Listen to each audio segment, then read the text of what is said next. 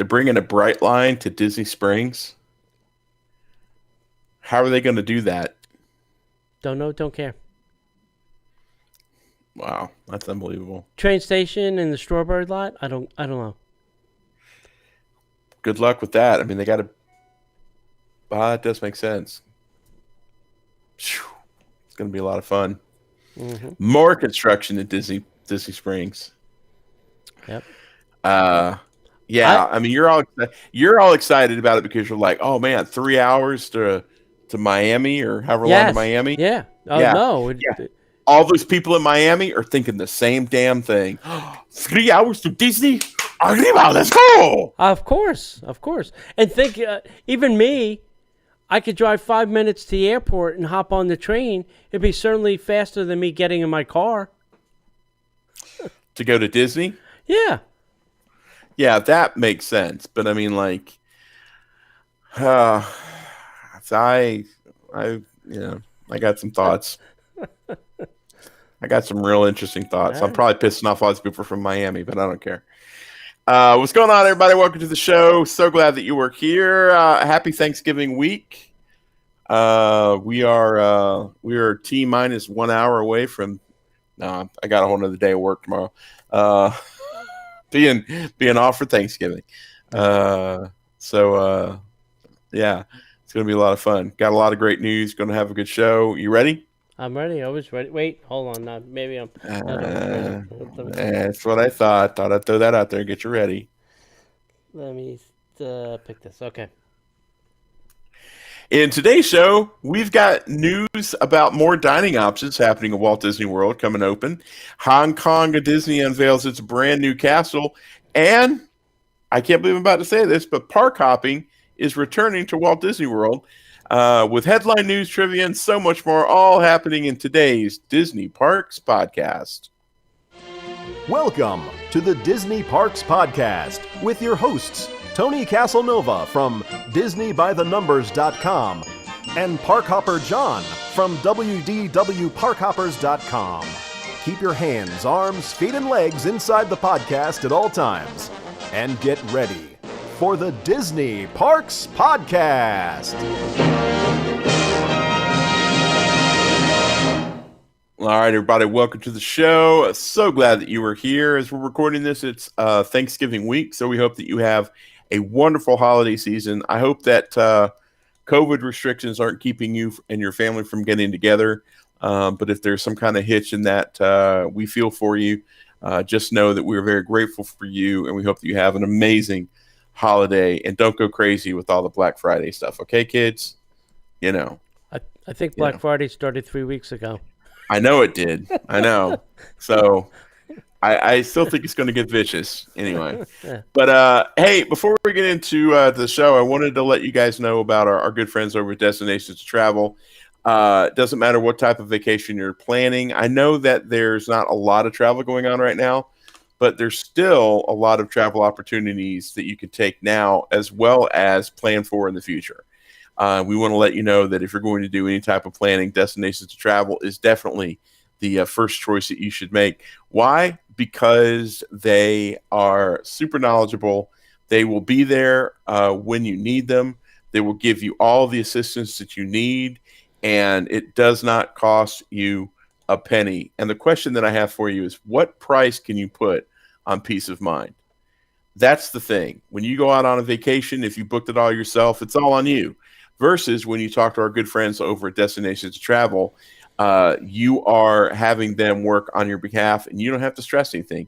If something, God forbid, goes wrong, all you have to do is call your travel planner, and they will make it right. So you definitely want to go to DisneyParksPodcast.com/D, 2 for our good friends at Destinations to Travel, and ask them about the amazing opportunities that Disney's putting out there.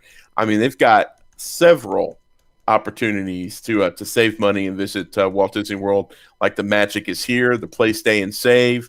You can save up to 35% for most days from January all the way through April. The Magic is Here room offer, Florida resident offers, and ask about the 2021 Walt Disney World packages. I will say that I've heard rumors that October 1st it's pretty much booked all over the Walt Disney World Resort.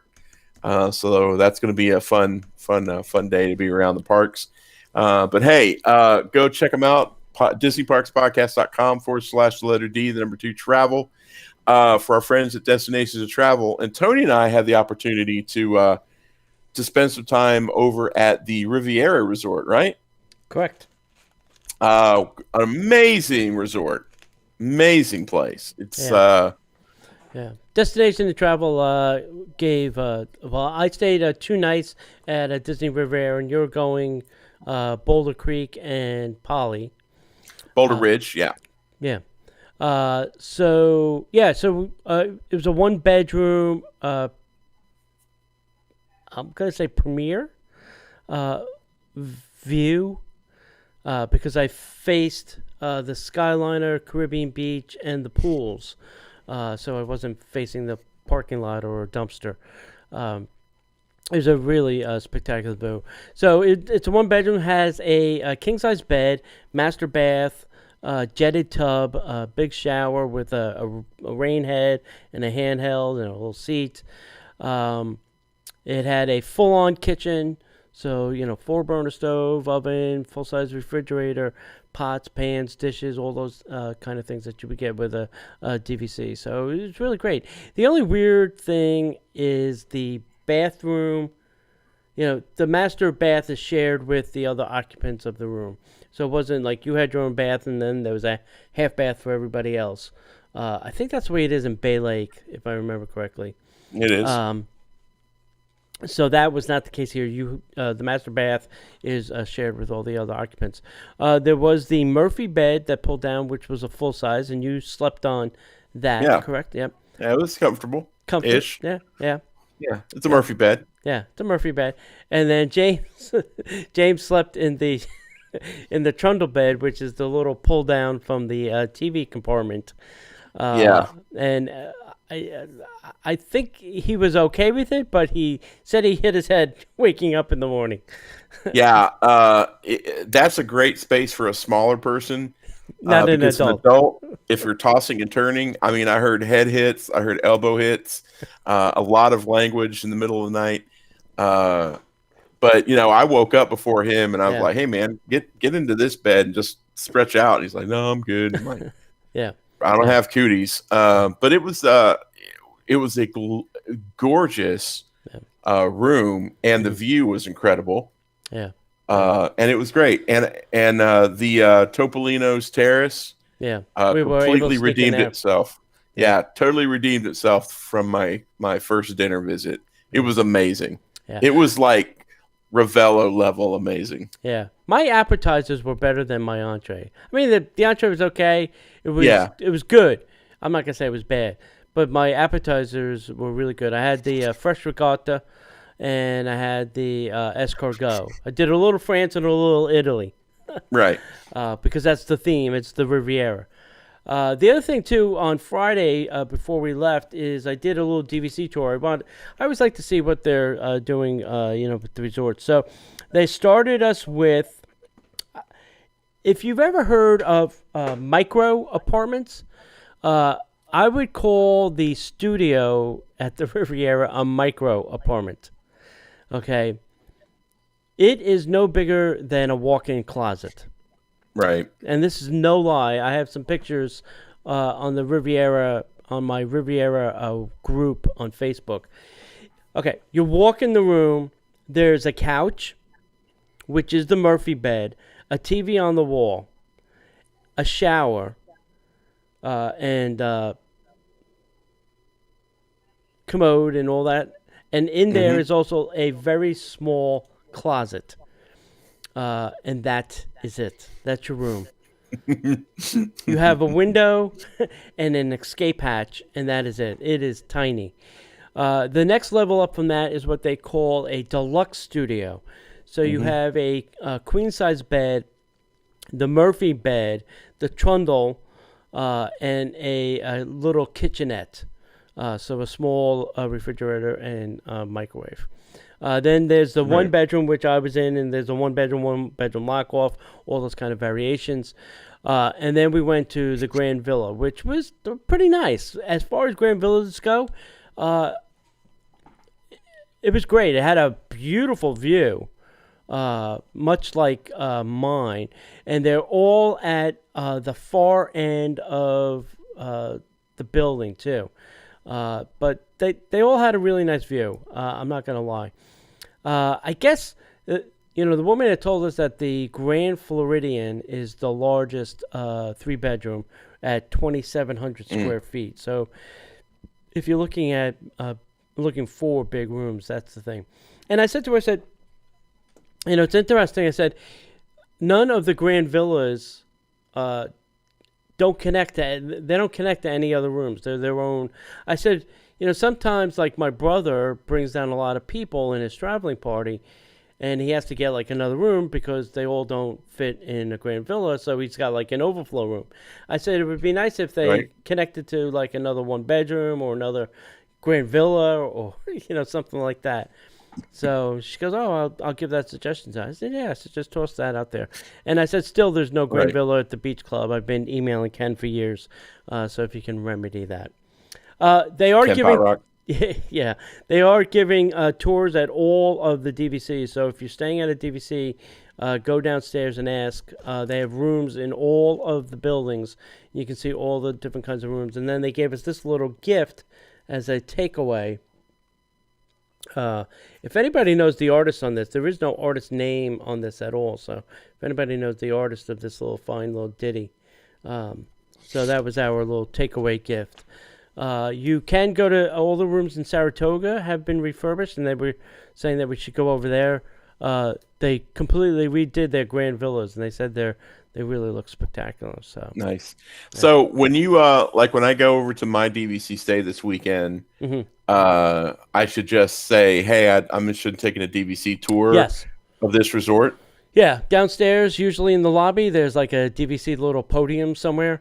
Go find it and just say, hey, I want to go see the rooms. The other thing I want to talk about real quick, too, is I use the straight to my room feature, that you don't have to go to the front desk, any of those kind of things. So I pulled up to valet. I had a whole bunch of stuff, food things, plus my one bag, because obviously it wasn't staying long. So they parked my car, brought the things. She said, is your room ready? I said, yes, it is. Now, here's the weird thing. I had asked for an early check-in. I said, I'm arriving around noon, and I would like to check in. And I did that online on the pre-check-in. Where do you want your room? Blah, blah, blah. I said, I'd like a high floor near an elevator, and I'm checking in around noon. Right. Exactly at 12 o'clock. Exactly at 12 o'clock. Bing! Your room is ready. I was like, what the? Oh, wow. What the hell land is this? I said, normally my room's never ready till 4:30 when check-in normally comes. Right. So I was like, oh, damn. So I quickly got my car, went to Publix, got my snacks that I wanted, drove to the hotel, did the thing. So valet, bell services said, is your room ready? I said, yes, it is. Go. Oh, great. We'll go with you up to your room. You click on unlock the door. You hold your phone near the lock, and bloop, it opens. Now, the only thing you have to go down to the front desk and get a key for the pool because your phone won't open the pool. You need a magic band, either attached to your account or attached to that reservation, or you need to stop by the front desk. So I stopped by the front desk, and she gave me a key to get into the pool for my stay. So nice. Well, all right. So that was this past week. Park Hopper Sid and I are going to be at Boulder Ridge. I can never keep them straight. Right. On Saturday, and then Sunday we're going to be at the Polynesian Bungalows, and I think there's a crew of people coming to the bungalow, which should be fun. I don't know what time they're showing up, but I hope you let us sleep in. That's all I got to say. So we're going to be having a lot of fun during that. And we definitely got to thank Shannon and the whole team over at Destinations to Travel for allowing us to do that. Be keeping your eye on Park Hoppers, WDW Park Hoppers, as well as Disney Plus podcast. And I got to figure out how to do I think she gave me access to do the live thing. I got to figure out how to make that happen. But other than that, I can't wait. I'm looking forward to it. It's going to be a great weekend. So yeah, anything else you want to add? Nope. Just use Restream.io. Goes to all the accounts. Yeah. You got it all set up? We're doing it now. Yeah, we'll talk later. All right, guys. Well, there's nothing else that we could do but get into the news. And now, Disney Parks Podcast News. Well, guests planning to shrink down to the size of a toy in Toy Story Land at Disney's Hollywood Studios are sure to work up a human-sized appetite exploring Andy's backyard. And beginning on November 25th, Woody's Lunchbox will be the perfect place to lasso that hunger with classic American fare, old-fashioned soda floats, and other Toy Story-themed specialties. Over in the Magic Kingdom Park, and just in time for the holidays, two restaurants will once again offer great food and stunning views of the holiday decor, Cinderella Castle and Main Street USA, because on December 13th, the Crystal Palace will reopen its doors, and while our friends in the 100-acre woods are taking a break from greeting guests in person, the restaurant will be offering a family-style dining experience. There will be new individually plated entrees, including crispy fried chicken with honey pot drizzle, fire-roasted prime rib, fried cauliflower, and more. I haven't had dinner yet, so I'm already starting to growl. And then just a few days later, on December 17th, Tomorrowland Terrace will also reopen, featuring a new quick service menu of seafood favorites, including lobster rolls and fried shrimp. Wow. So, I will on is the noodle station. I will tell you, don't eat the lobster roll there. I had a horrible experience with a lobster roll and bathrooms. Oh, yikes. So, don't eat the lobster roll. Yeah, so that's great that they're starting to get some more dining options coming. Yeah, and it's interesting that it's good that they're opening Tomorrowland Terrace because it is outdoor eating, but, I mean, that very rarely opens these days. So, yeah. I mean, that usually only opens when the park is at screaming capacity. And I'm not saying the park is going to be at screaming capacity. I just think they're trying to utilize the outside dining as a place for people to eat. Right. All right, next up, Hong Kong Disneyland now unveiled the first of its kind castle of the Magical Dreams. Magical Dreams. As Hong Kong Disneyland kicks off its 15th anniversary celebration, it unveiled the spectacular transformation of Sleeping Beauty's castle into the dazzling castle of Magical Dreams. Inspired by 13 stories of beloved Disney princesses and queens, the Castle of Magical Dreams offers something special for everyone, for every guest, with its many towers and spires, embracing iconic patterns, textures, colors, and unique to each heroine's story. This is the first time at any Disney theme park that a castle has shifted from being a representation of only one princess to featuring multiple heroines, highlighting the diversity of their unique characters and their stories. What's the over and under of them doing this on other castles now? Well, once you say the word diversity, I'm sure that it's a possibility. Makes sense. Well, I'm down with it. It's the fifth key. It's the fifth key. With heroines hailing from all over the world, this castle serves as the mosaic of different cultures with architectural inspirations from Europe, China, and even Southeast Asia. While guests will not see a complete depiction of a princess or a queen image, interpretations of each can be found in various architectural elements. Nice. Now, you'll have to look closely at the lofty towers. You might spot Snow White's apple, Abu, or Mushu, or Merida's bow and arrow. Additionally, murals depicting each princess and queen pursuing their passions can be found around the area, each reflecting a deep research on the time and periods that the heroines hail from. For example, Cinderella can be seen taking a hot air balloon ride over the kingdom. Was that a thing? I don't know. I don't remember it from a movie. Aurora is dabbling in falconry, and Ariel is braving the seas on a sailboat to visit her underwater family. Why? Isn't she a mermaid? Can she swim? Yeah. Can she swim faster than that boat can sail? Okay. As part of the castle's magical transformation, the resort's invited guests, cast members, community, partners, Disney friends, including Mickey Mouse, to share their own dreams and wishes on magical dream cards.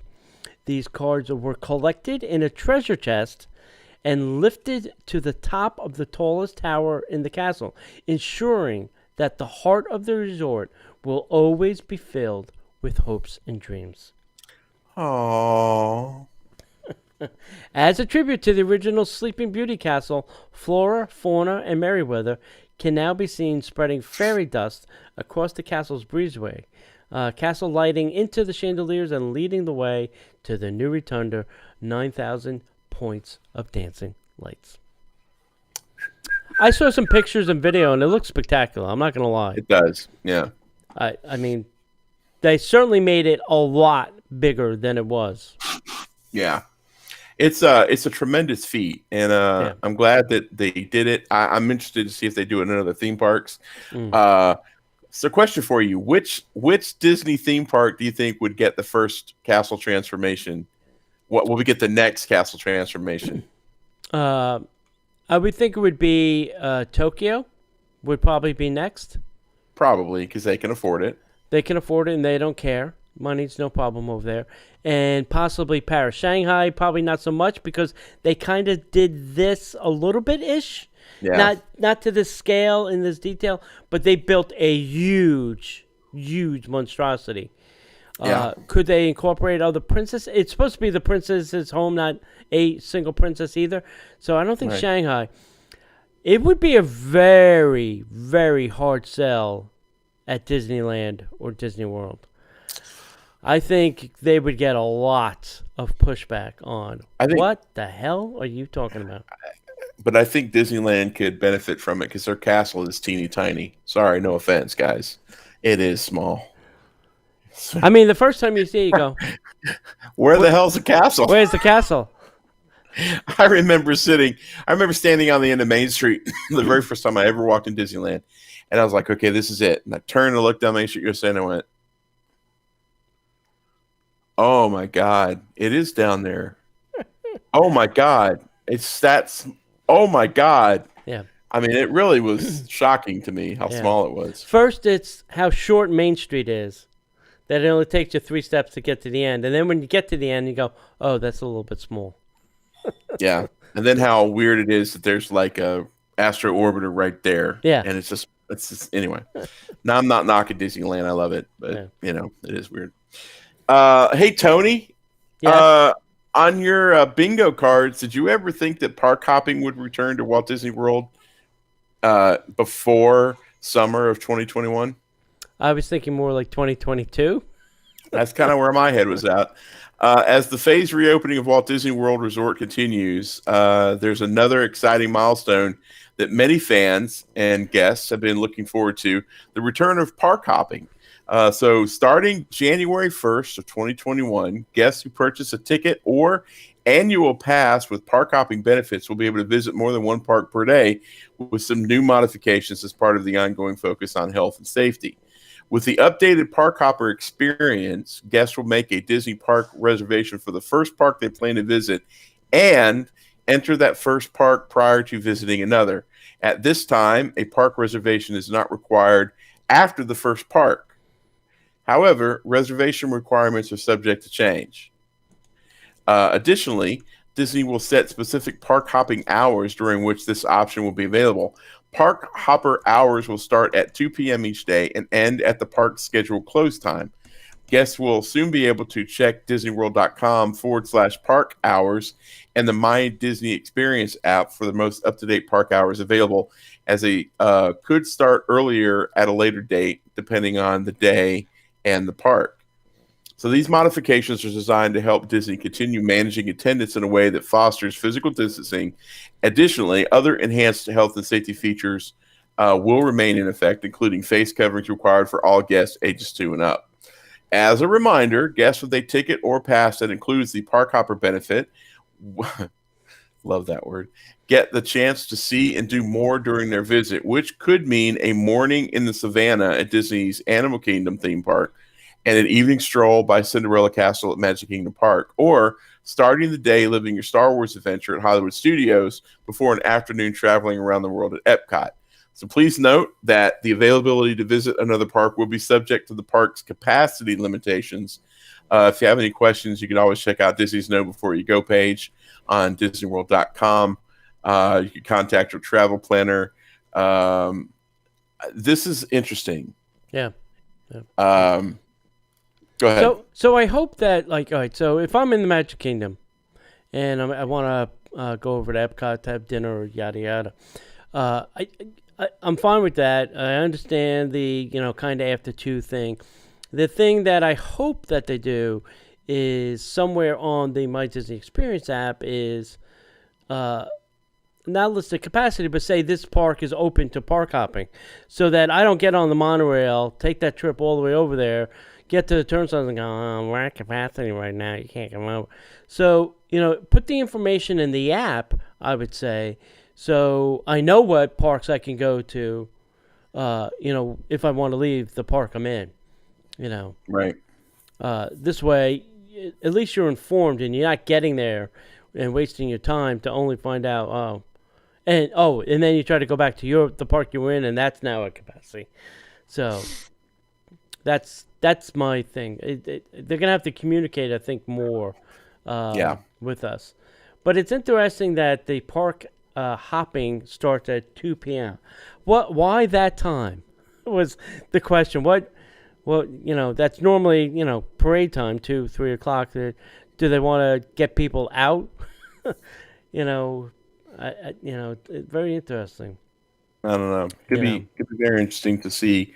And I want to see how this is policed. To see how many people are like, well, I got a park hopper option. I could just come in and, we have to be in a park first. And then after you do that, and are they going to regulate it to Well, I think they'll be able to. Yeah, I think they'll be able to know because they can just tap your Magic Band to tell if you've been in a park. Right. And while I was reading it, I wasn't necessarily connecting a dot. So you're only allowed to go to one park after you go to the first park? I think that's the intention right now is, yes, one park. Yeah. That's what I'm thinking too. Yeah. No super spreading to 4 parks. Yeah. keep your spreading to 2, please. Yeah. Yeah. I'm glad they're trying to take a stab at it and that they figure something out. And what I heard was kind of the platform that this is all built on is the FastPass platform. So I think they're trying. I think between now and the end of the year, I mean, they made this announcement but they're going to figure out all the kinks and bugs and all the other whatnots to go with that. And I wouldn't be surprised if they offer this to some people, just as some test crash dummies over the holiday season. Say, hey, I came to Magic Kingdom today. Would you like to go to Epcot, for dinner? Right. So it'll be interesting. Yeah, we'll see. Baby steps, my friends. Baby steps. Mm-hmm. All right. ABC and Disney Parks is now featuring a nostalgic performance in a special of the 5th anniversary edition of the Wonderful World of Disney, the magical holiday celebration. Now, this is not the sing-along. This is their holiday This is not the Christmas Day parade show. This is the holiday celebration show. So, just when you thought you needed it most, Disney kicks off the holiday with and I wonder why they didn't do this on Disney. Anyway, the 5th anniversary edition of the Wonderful World of Disney's magical holiday celebration airs Thanksgiving night at 9 p.m. on ABC. The original hosts, Derek and Julianne Hough, return, kicking off the night with a glitter of new holiday performances, while Trevor Jackson hosts from Walt Disney World Resort in Florida. Together, they will take viewers on a wintry ride through fan-favorite performances over the past 5 years and new heartwarming family moments. You'll also get a brand new sneak peek into Remy Ratatouille coming in 2021. Now, that is the reason every Disney fan is now going to watch. Yep. In addition to the magical holiday moments, viewers will also get a sneak peek and preview of Disney and Pixar's all-new feature film, Soul, before it becomes available exclusively on Disney Plus beginning December 25th, featuring the voices of Jamie Foxx, Tina Fey, and Soul introduces a middle school band teacher who teams up with a sarcastic new Soul on a mission to figure out exactly what makes worth living. I'm not going to run down this whole list, but it is all past performances over the last 5 years of acts. Everything from Sierra to Kelly Clarkson to One Republic to Megan Trainor, Idina Menzel, yada, yada, yada. So, but these are all past performances. None of this is new content. Wait, well, Julianne and Derek Howe. Huff. I never say their name right. Yeah. Sorry. Yeah. They'll probably did some studio They'll probably work, do something. Piece it together. Yeah. Yeah. Got to piece it together, kids. Got a lot of content to fill this holiday season. Oh, yeah. All right. So if you'd like to support the show, if you'd like to help us stay on air and keep everything as free as we can, please go over to patreon.com/Disney Parks Podcast. We also want to thank all of our patrons. It's Thanksgiving week, so we're so grateful for each and every one of you. And we're also grateful for all the listeners that come to our live Facebook lives on Monday night. But if you're interested in getting a little bit more content from us, there's levels of patronage that you can sign up for very like $5 a month. You get 2 extra shows for an additional $5. So making it $10 a month, you get the brand new Disney Plus podcast. It's been very, very well received. And if you like to get more content from us and get killer Disney by the Numbers t-shirts delivered directly to your door, there's a level that you can do that as well. So please go over to patreon.com/Disney Parks Podcast and sign up to support us today. And there's a couple different things going on. If you wanted to pay annually, you'll save 10%. And if you're at one level and you'd like to level up, we have a great offer for you. You can get a custom embroidered Pixar hat, or if you already have a hat, we'll figure something awesome out to send you. And other than that, yeah, go over to patreon.com/Disney Parks Podcast. Or sign up, and we'll also send you a hat in addition to the normal benefits. There you go. Yep. There you go. Yeah. All right. Last week's trivia question was this, Mr. Donahue. Yep. What was the name of Marlin's wife in the movie Finding Nemo? The answer is Coral. Correct. Thank you. Correctamundo. Vicky P won, and Vicky, it will be in the mail this week. All right. This week's trivia question is Mike Wazowski in Monsters, Inc. makes up a fake musical to cover up the fact that he and Sully are in the possession of Boo. They end up actually performing this musical during the movie credits in Monsters, Inc. What was the title of this said musical song? That is a deep cut, boys and girls. That's deep, baby. You're going to have to whip out your Disney Plus and... if you think you know the answer to that very difficult question, send that to DisneyParksPodcast.com. So we're looking for the name of the musical song that Mike and Sully sing in the end credits of Monsters, Inc. Send that to DisneyParksPodcast@gmail.com. Also, if you are a Disney creator, meaning you create something. I don't know what it is. Ears, shirts, pins, buttons, stickers, coasters, tie-dye shirts, whatever it is. Or you know somebody that does such things, have them contact us at Disney Parks Podcast. We'd like to feature them here on the show. We'd like to feature as many small Disney Etsy people, creatives, as we possibly can between now and Christmas to help them out as much as possible. Right. Excellent. Yep. All right. Well, so there's a new virtual reality adventure called Star Wars Tales from the Galaxy's Edge now available. If you've ever wanted to explore the planet of Batuu beyond what you've seen at the Galaxy's Edge in one of the theme parks, well, now you can. ILM X Lab, Lucasfilm's award-winning immersive entertainment studios, just released the latest virtual reality adventure, Star Wars Tales from the Galaxy's Edge. The new experience, created in collaboration with Oculus Studios, is now available on the Oculus Quest platform. Star Wars Tales from the Galaxy's Edge takes place on the outskirts of the Black Spire outpost on the planet of Batuu, as depicted in Star Wars Galaxy's Edge. Godoy. The immersive epic lands at Disneyland Resort in California and Walt Disney World Resort in Florida. Players take on the role of a droid repair technician operating near Batuu, but when a group of Guavian Death Guard pirates attack, they'll be forced to jettison the ship's mysterious cargo and head for the escape pods. After crashing on the planet, players will discover never-before-revealed areas of Batuu and discover that anyone in the galaxy can be a hero. During their adventure, players will meet unforgettable new characters like Cecil Slack, a boisterous Azamel bartender, and the nefarious Guavian Death Gang cell leader, Tara Ration. They will also adventure alongside classic characters like R2-D2 and C-3PO, and the owner of Black Spire Outpost Droid Depot, Mubo.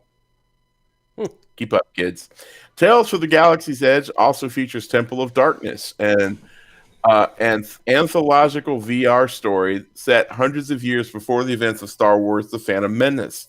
Thanks to Cecil Slack's storytelling skills, players will step into the role of Jedi Padawan Adi Sunzi and will work alongside Jedi Master Yoda to confront the darkness that now lurks within a Jedi temple and within herself. So you can visit them at ilmxlab.com. I am not a VR person. Are you? I have no intent or want or need. I want to get into some gaming, but to be honest with you, I have so little free time right now. I could not imagine spending more time sitting in a chair playing video games. Yeah. Well, it's not a lot of sitting from what I see. It's a lot of standing.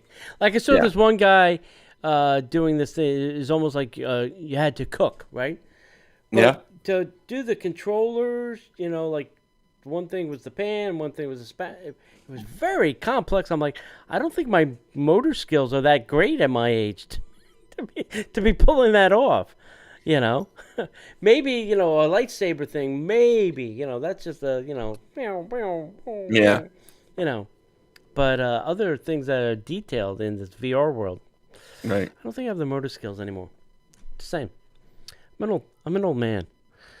It was recently announced as part of the D23 Fantastic World celebration that the barges for Harmonious are not really, they don't get stored during the day. They're going to stay in the lagoon all day, and they will be fountains.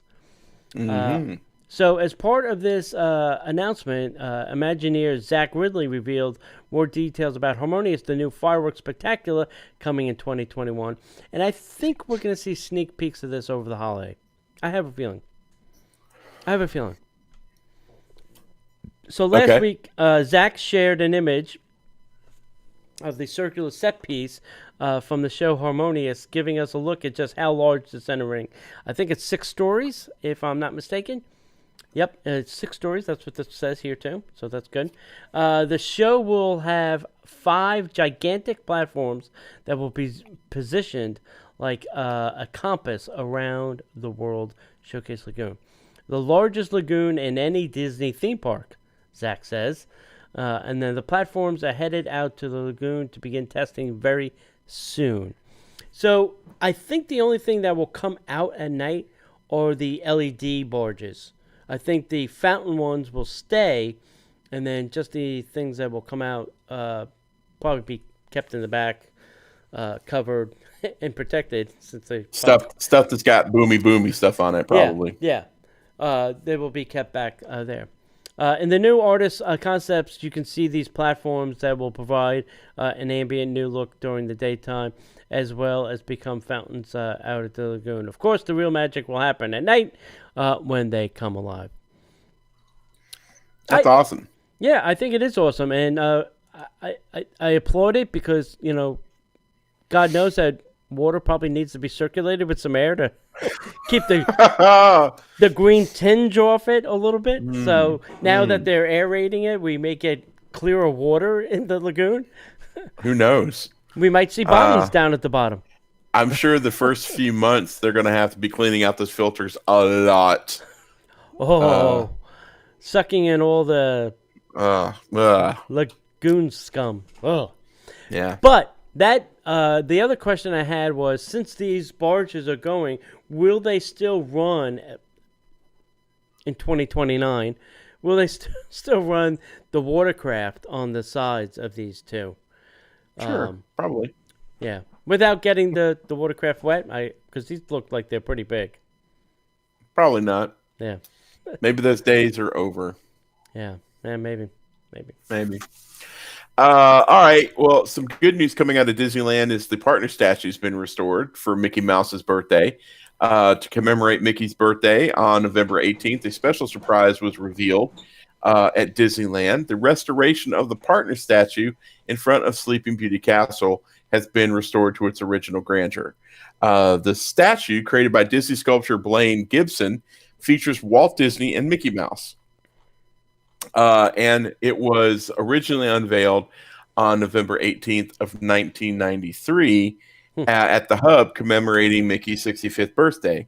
But as those of you who understand what science is, as time passes, bronze oxidizes and becomes what's called patina, and it's covered with an acrylic polymer and wax. And the partner statue requires a little bit more intensive restoration process than just cleaning it and polishing it. So over the span of 4 days, an artisan utilized the process using crushed walnut shells to gently strip the figure down to the bare bronze. After cleaning, various chemicals were applied and heated with a blowtorch to create a reaction and fuse with the bronze. The feature was then coated in a polymer to protect the patina, followed by a thin layer of wax. Now you know why you can't go up and put your hands on the partner statue. Guests visiting Buena Vista Street as part of the extension of the downtown Disney District will have a chance to see the storyteller statue, which has also been restored. But it's not that old. Yeah. Interesting. Crushed walnuts. Who knew, right? Yeah. What's in walnuts that makes it a bronze cleaning agent? I don't know. Scientists? And who was the first person to figure that out? Yeah. Who was rubbing their bronze with crushed walnuts? Hey, So honey, I've got look at this. These walnuts clean bronze. So we need something that'll clean this bronze. And then right about that time, the guy walks in and goes, "Have you seen him?" And the guy goes, "Oh my God, that's perfect." Oh, gosh. Crushed walnuts. Interesting. Who knew? I wonder if other nuts might work. All right. All right, let's talk about some things that are happening at Swan and Dolphin, because it is Santa's favorite resort, as we all know. So, starting on select nights in November 27th, Santa's Village Experience will give guests young and young at heart, a chance to enjoy the sights, smells, and sounds of the holiday. Elves will host socially distant reindeer games, and adults can enjoy specialty drinks from Santa's hometown in the hotel's restaurant. Take part in holiday cookie decorating, and meet and take socially distant photos of Santa. Here is the lineup of all the fun things you can do. First up, Santa and Mrs. Claus meet and greet. Santa and Mrs. Claus and Candy Cane, all decked out in their Florida vacation attire, will meet guests on select nights in November and December. Socially distant holiday photo op has plenty of Florida flair and holiday cheer. You can do this on November 27th, 28th, then on December 4th through the 5th, 11th and 12th, 18, 19, and 21, and then 22. If that's not your thing, they have cake decorating. On select nights, families can unleash their own creativity by decorating frosted sugar cookies from the hotel's award-winning food and beverage team. The experience will be arranged with special health protocols in place, probably not sharing cookies and decorating and all that kind of stuff. If that's not enough, there's even more. Life-size chocolate holiday Santa scene. Constructed entirely of chocolate, this life-size sculpture weighs approximately 2,000 pounds. It's created by a two-time world pastry champion and the resort's executive pastry chef, Laurent Borland. This sculpture will be showcased in the Swan Hotel. It features a chocolate Santa sitting in his chair, 7-foot tall, 400-pound chocolate nutcracker, chocolate fireplace, chocolate Christmas tree, and a chocolate toy train. If that's not enough, then you have Dancing Lights Show. It's a musical light show which will transform the outdoor causeway each evening with dancing, illuminated palm trees, and holiday tunes. Performances will occur regularly from sunset to 10 p.m. If that's not enough, there's more. The Magic Keys for Santa on Christmas Eve. On Christmas Eve, if you're actually at the Swan and Dolphin, which would be weird, children can hang a magic key on the hotel room door. This will help Santa find his way and deliver presents. Magic keys will be available on December 24th at the concierge desk. But wait, there's more. There's Deck the Halls decoration packages. Guests can order a Deck the Halls decoration package to extend the holiday fun in their hotel room, where elves will transform it with a holiday-themed decor and leave behind a few tasty treats and a special holiday note for the kids. Hanukkah packages are also available. Advance reservations are required. This offering is additional fees do apply. There's more. Oh, my God. 24/7 in-room holiday movies. Families can enjoy around-the-clock Christmas cheer with a variety of free holiday-themed movies available in-room. Rates at the Swan and Dolphin are $167 per night, and that is cheap compared to pre-COVID. Those on the nice list can enjoy up to 50% off a second room. 50% off a second room with the code SANTA. Santa. You can visit the website at santasfavoriteresort.com or call 1-800-227-1500, or I would tell you to call our partners at Destination to Travel to book your reservation. Absolutely. Yeah. Absolutely. That's a lot of stuff. And I will tell you, too, the Gaylord Palms is doing favorite Christmas movies. Elf, National Lampoon, Polar Express. I'm missing something. Oh, the Year Without Santa Claus. Yeah. So it's not ice. Don't get excited. Yeah, it's not ice, but it's something that you can do. So if you get tired of the stuff over there, you can go over to Gaylord and enjoy theirs. Yeah. Well, you better make reservations and you better call and make sure, because it ain't like a show up and let's go through it. Yeah. Trust me, we found that out the hard way. Yeah. You can't walk up and get tickets. You have to buy them online. They're not selling tickets at the resort, and if you don't have it, you don't get in. That's right. Sid and I found that out the hard way, and she works there. Shame on you. So the Magic Kingdom Christmas Cavalcade has some schedules that Disney's released. It's officially Christmas now at the Walt Disney World, and Disney kicked that off with the Christmas Cavalcades. The Cavalcades put a festival spin on the not a parade concept that Disney has implemented to present crowding.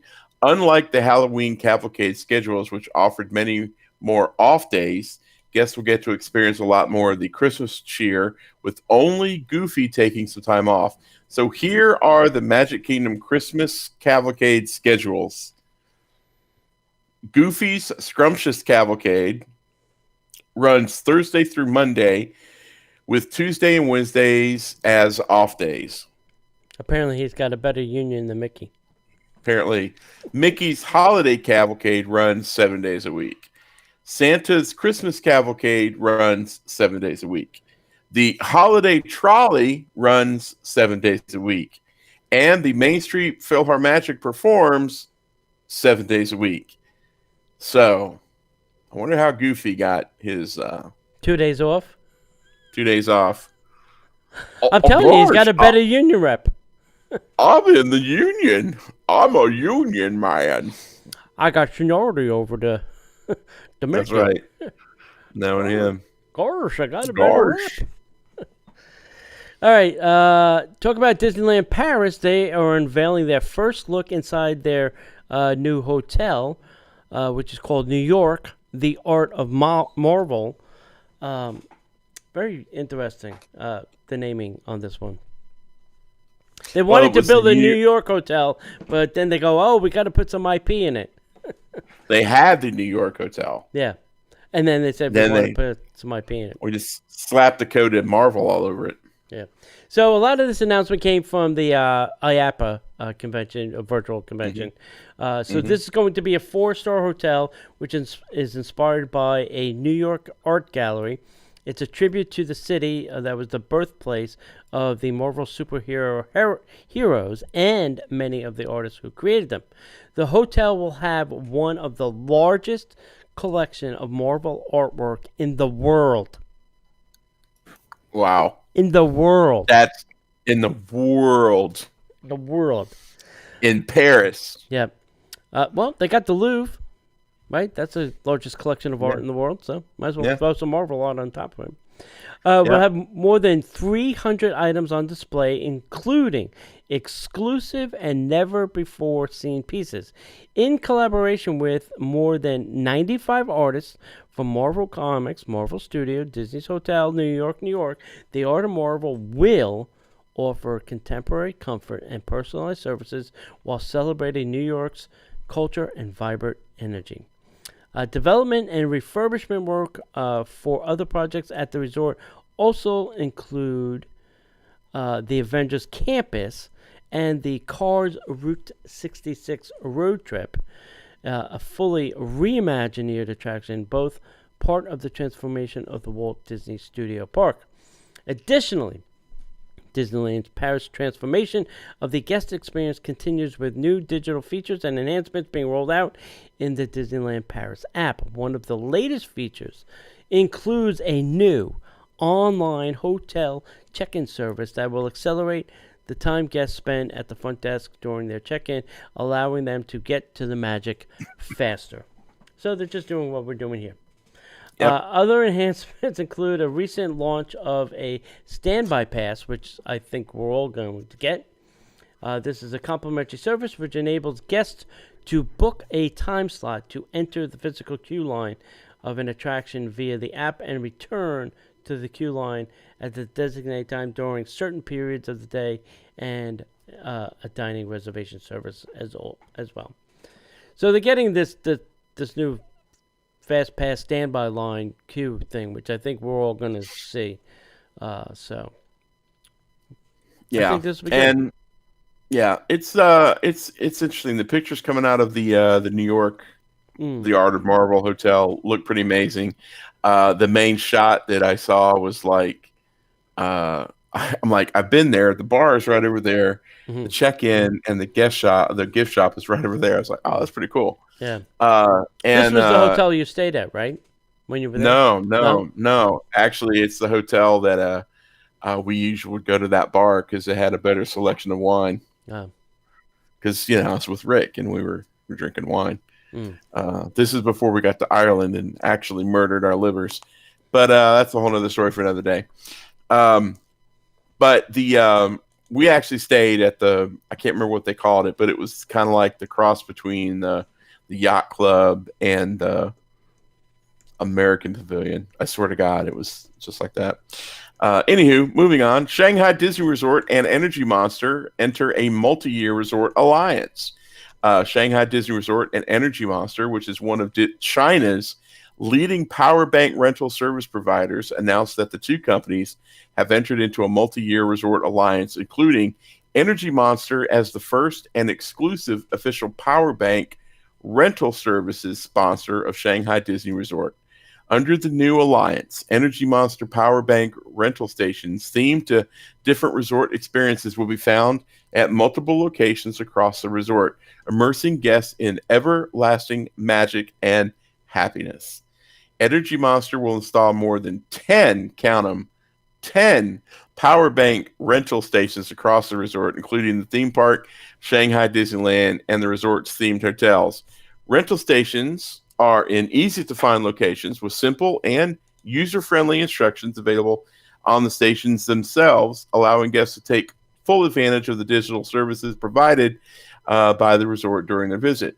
These stations are designed to adapt and be a part of the unique themes to each location, including Barbossa's Bounty in Treasure Cove, Pinocchio Village Kitchen in Fantasyland, and Stargazer Grill in Tomorrowland, immersing guests in authentic Disney storytelling. The new alliance will also extend the Power of Magic to users outside of Shanghai Resort. This winter, the Power of Magic campaign will bring the specially designed themed power bank rental service to more locations beyond the resort and across the country. Through a fun and interactive online program, participating users can win a variety of exciting prizes, including a chance to visit Shanghai Disney Resort. Is this like our... Yes. What do they call them? I forgot what we rods. Fuel yeah. rods. Fuel rods, yes. Fuel rods. Yep. Yeah. Which I don't remember seeing them the last time I was in the park, but I wasn't looking. I don't know if they're letting those vendors into the parks. I don't know. I'll have to do some investigating. I like the whole concept, but I don't use mine anymore because I have to now pay to get a new one because I'm not part of the OG fuel rod program. So right. I was like, well, forget it. I'll just bring my own. I don't need you anymore. Right. No kidding. Yeah. Hey, go to T Public. That is teepublic.com/stores/Disney Parks Podcast. They are having a sale. Let me just get the correct information here. Sale starts tomorrow, 11/24. All shirts are $13, and then everything else in the shop is 35% off. So if you're looking for some goodies from our shop, which is at tpublic.com/stores/Disney-Parks-Podcast, you can go get something. Now, if you buy the masks, most of that goes to charity. So you can go do that. Nice. All right, John, are you ready? Yep. How about a little headline news? And now, the headline news. All right, let's start with something I think some of us, maybe all of us, maybe more than some, have been waiting for. The Grand Floridian Walkway to the Magic Kingdom is officially open. Wow. Dun, dun, dun. And from the reports that I've been seeing, it's about 11-minute walk. So it's not short. It's a walk, kids. I think somebody was saying it's like 2 miles or so, and it's about 11-minute walk. There is a checkpoint before you get to the Magic Kingdom, a security checkpoint. So it's not being done at the Grand Floridian. You have to walk all the way to the Magic Kingdom. They built a checkpoint there, and then once you get past the checkpoint, then you go to the turnstiles. So there you go. Got it.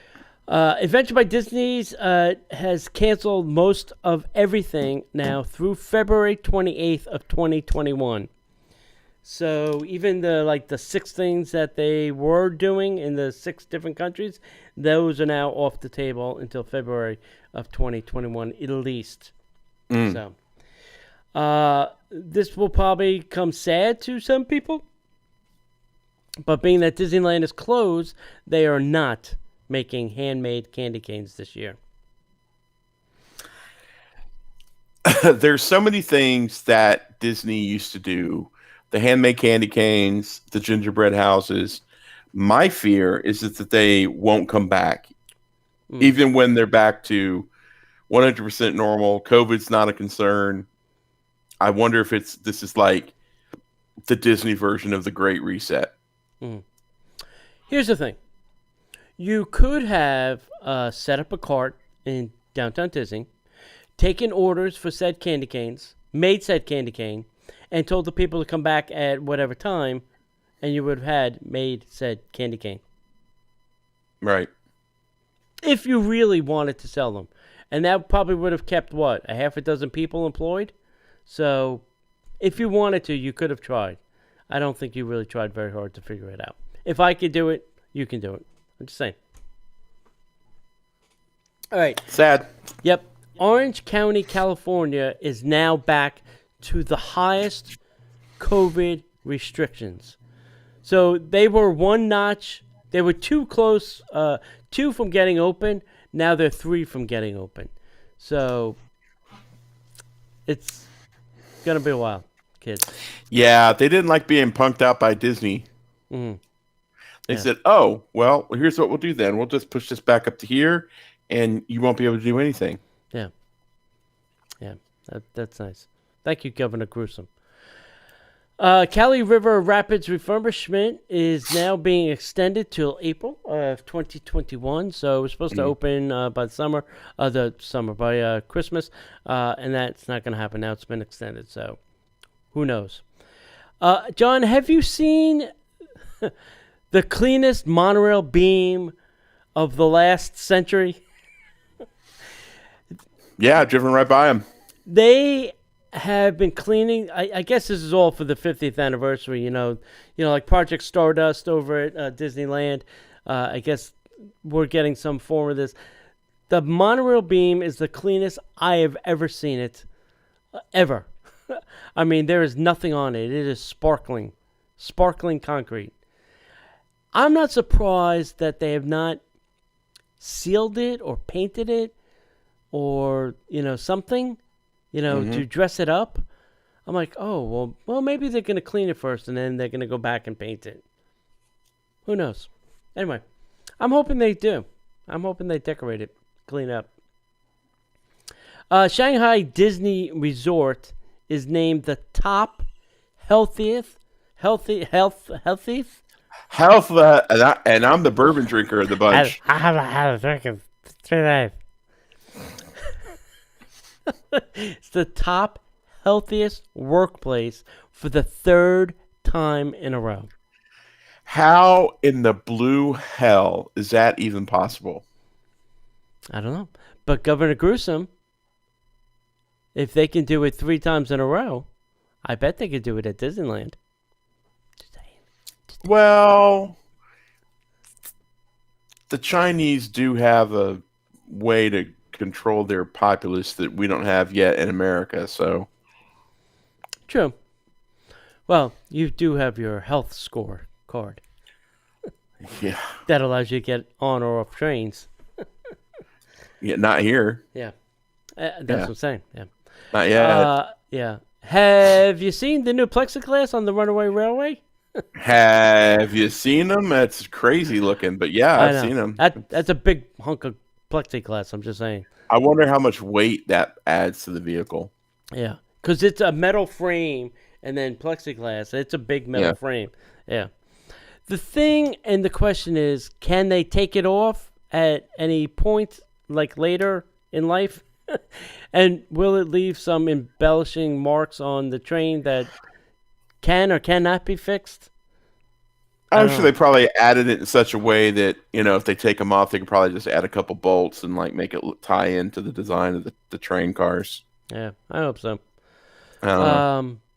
Disney has opened up a lot more dining reservations for the rest of 2020. So if you are coming or if you are a local and you've been kind of frustrated with your lack of restaurant choices, there have been a lot of restaurants opened up and a lot of different reservation times. So take another stab at it.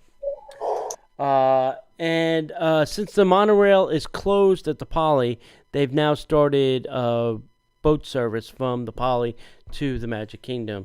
I'm surprised they just weren't doing buses, but I guess they wanted to add a second mode for their DVC guests because that's the only people that are staying there. Yeah, the only people there. Yeah. And, maybe the DVC is so far away from the bus lane that they're like, let's throw them a bone. Actually, the boat is further because if you're looking at the resort, the 4 buildings on the right are closest to the bus stop, and that's the DVC buildings. Ah, okay. Yeah, but the bungalows might be a little bit quicker to hop over to the boat than it is to get all the way back to the bus. We'll find out this weekend. Not that I'm going to the Magic Kingdom, I'm just saying. All right, well, there you go. All right, there we go. Well, guys, we appreciate you taking the time to listen. We really appreciate everybody that comes to the live chat room. If you're not doing anything on Monday nights at 8 p.m., come join us live at facebook.com/Disney Parks Podcast. You can also find us on Instagram and YouTube at Disney Parks Podcast. And definitely come find us over at our website, DisneyParksPodcast.com. That way you can find all of our show archives as well as blog posts. Tony's been doing a great job lately of adding more content there. So good job, buddy, and come check that out. Also, if you'd like to leave us a message, you could always shoot us an email at DisneyParksPodcast@gmail.com. While you're on the website, check out some of our friends and partners, like our good friends at Destinations to Travel.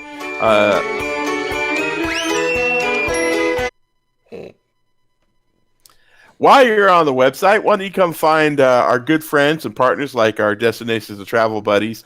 You can go to DisneyParksPodcast.com/D travel. Fill out a short questionnaire, and someone from Destinations to Travel will be in touch. And then finally, if you'd like to support what we do here and keep us free, keep us on the air, please go to patreon.com/Disney Parks Podcast. And guys, have a happy Thanksgiving.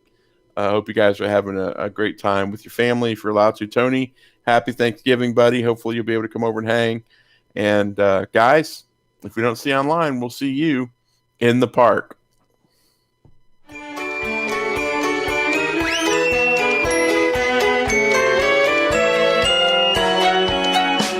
The Disney Parks Podcast is not affiliated with the Walt Disney Company. All Disney parks, attractions, lands, shows, event names, etc. are registered trademarks of the Walt Disney Company.